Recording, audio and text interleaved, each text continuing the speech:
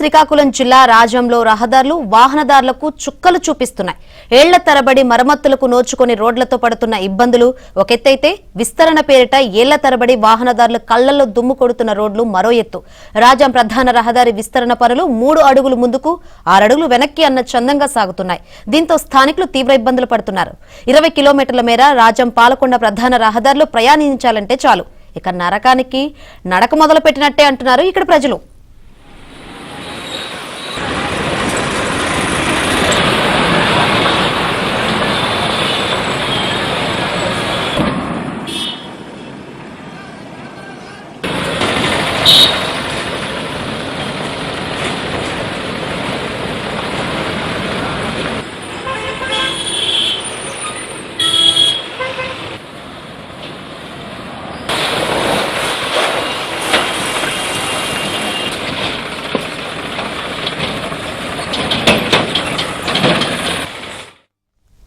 ఉమ్మడి శ్రీకాకుళం జిల్లా రాజం నుంచి పాలకొండ వెళ్లే రోడ్లు అధ్వానంగా తయారయ్యాయి. రోడ్డుపై భారీ గుంతలు ఏర్పడ్డాయి. వర్షం పడిందంటే చాలు ప్రధాన రహదారిపై ఏర్పడ్డ గుంతలు చెరువులను తలపిస్తున్నాయి.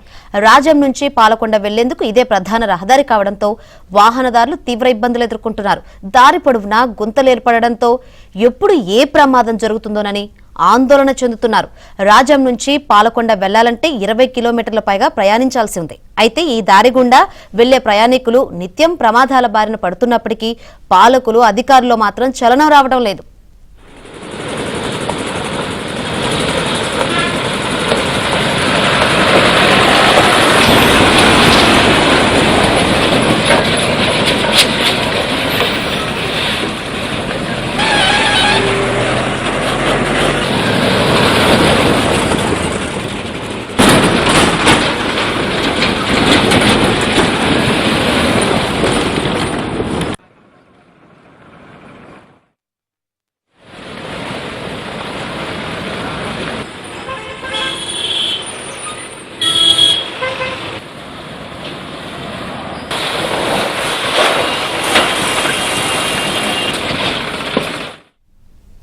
పారిశ్రామిక పట్టణంగా అభివృద్ధి చెందుతున్న రాజం రోడ్ల దుస్థితి చూసిన ఎవరైనా ముక్కున వేలేసుకోవాల్సిందే.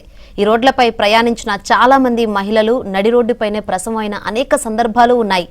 అడుక్కో గుంత ఊపిరి సలపని దుమ్ముతో నిత్యం ప్రజల ప్రాణాలు గాలిలో కలిసిపోతున్నాయి. వాస్తవానికి రాజం పాలకొండ రోడ్డు విస్తరణ పేరుతో గత 4 ఏళ్ల నుంచి అధికారులు ప్రజలకు చుక్కలు చూపిస్తున్నారు.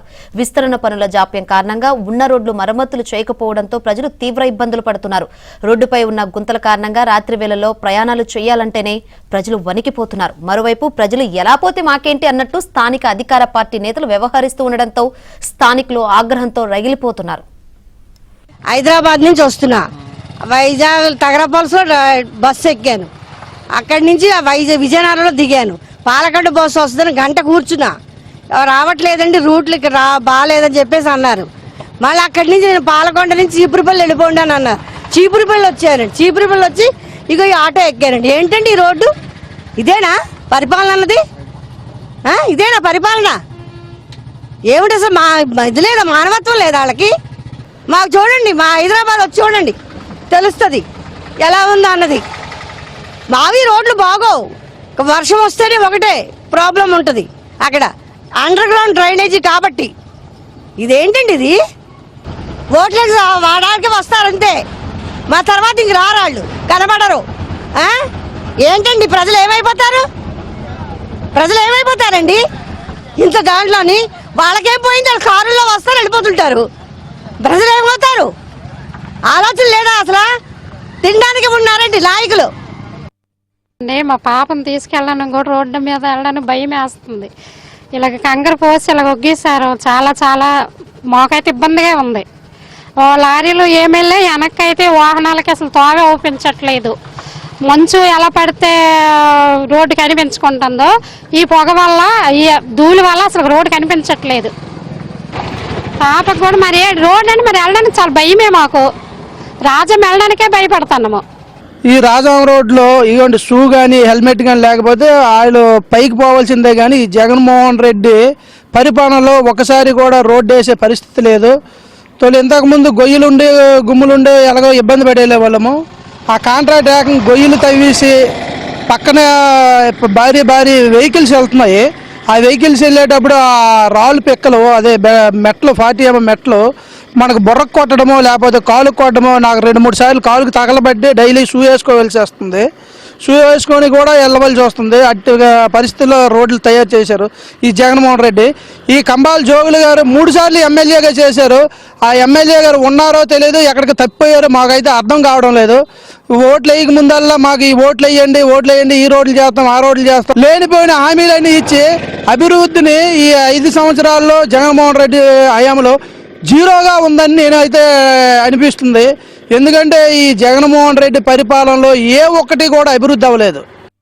రాజాం నియోజకవర్గంలో రోడ్ల పరిస్థితి చాలా దారుణంగా ఉన్నాయి.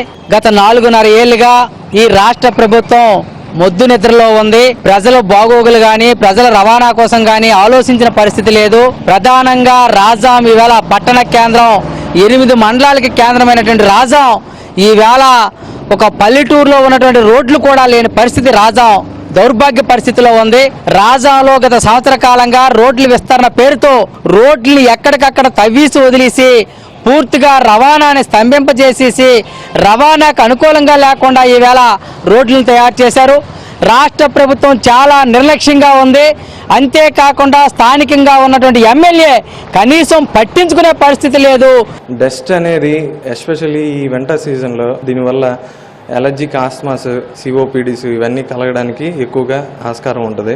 ఈ డస్ట్ మనం నివారించాలంటే ఎక్కువగా మనం బయట తిరిగేటప్పుడు, ఈ రోడ్ల మీద వెళ్ళేటప్పుడు మాస్కులు పెట్టుకోవడం, ఎక్కువగా అవాయిడ్ చేయడానికి ప్రయత్నించాలి. లేదంటే మాస్క్ అనేది కంపల్సరీగా యూజ్ చేయాలి.